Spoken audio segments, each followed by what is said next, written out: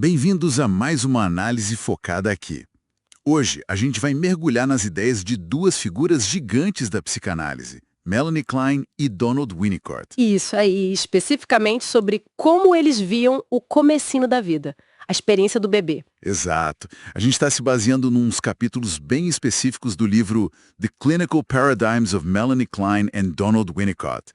A ideia é destrinchar como cada um imaginou o início da vida psíquica. E o que isso significa, né? As implicações disso tudo. Pois é.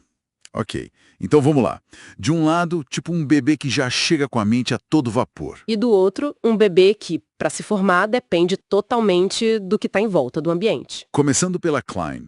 Para ela, o bebê não é uma página em branco, né? De jeito nenhum. Desde o nascimento já teria uma mente ativa, processando sensações. E organizando tudo em narrativas inconscientes. Aquela coisa dos objetos bons, que dão prazer. E os maus, que frustram. É a base da posição esquizoparanoide que ela descreveu. Que é aquele jeito inicial, meio fragmentado que o bebê usa para lidar com a ansiedade, né? Separando tudo em perfeito horrível. Exatamente. E para Klein já existiria ali uma fronteira do ego, uma noção de dentro e fora, mesmo que primitiva. E aí veio o Winnicott, para virar isso de cabeça para baixo, né? Totalmente. Para ele, o bebê começa assim, como um feixe de sensações. Bem desintegrado. Não tem um eu formado ainda. Não.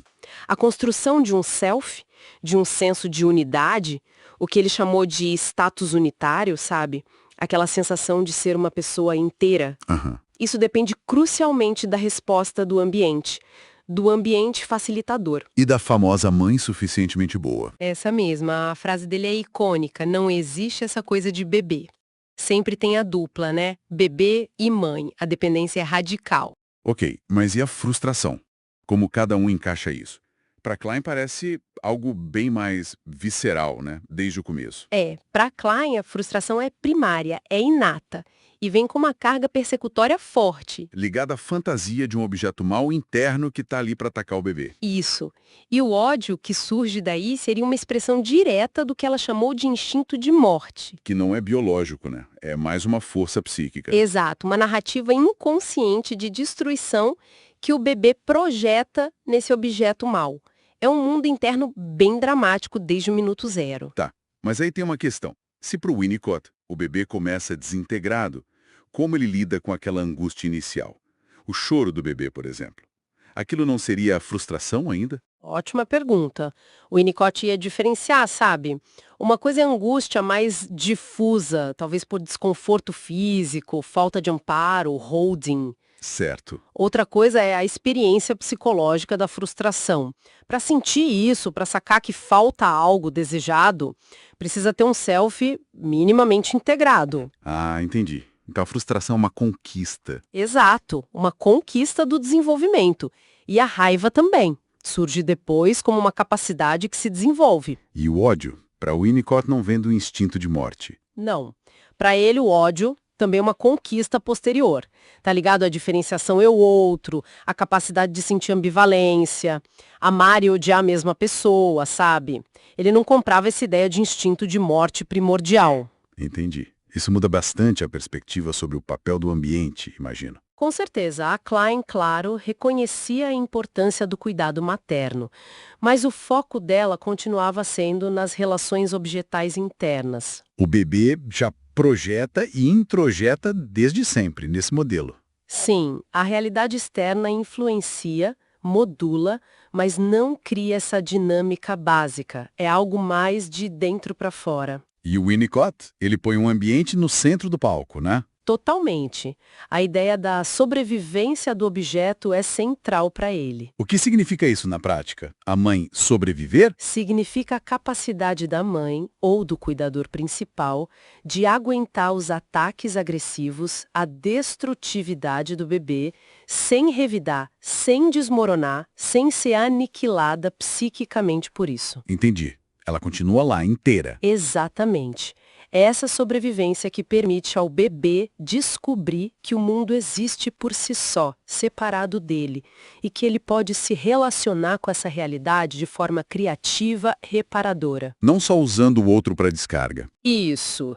Então, no fim das contas, Klein foca mais na estrutura interna, que já viria meio pronta.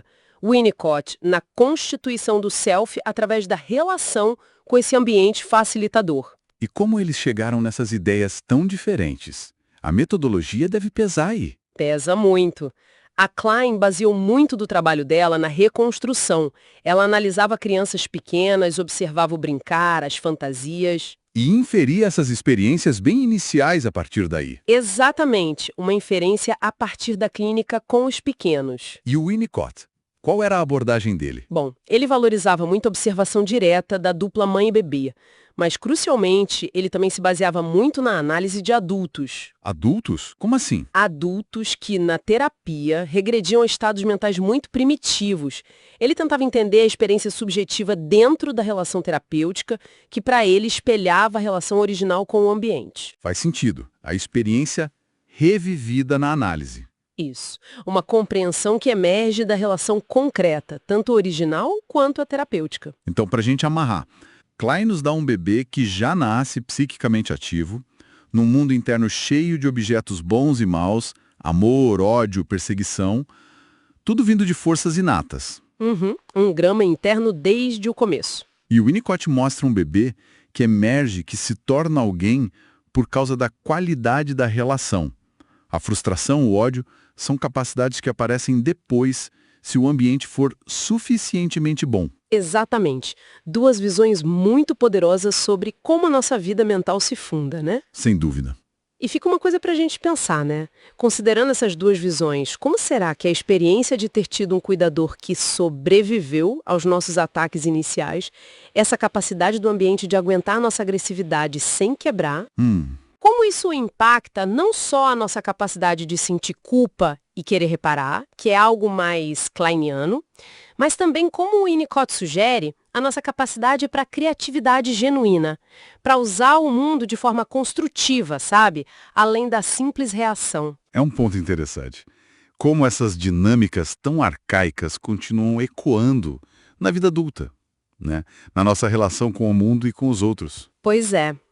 Fica aí a reflexão.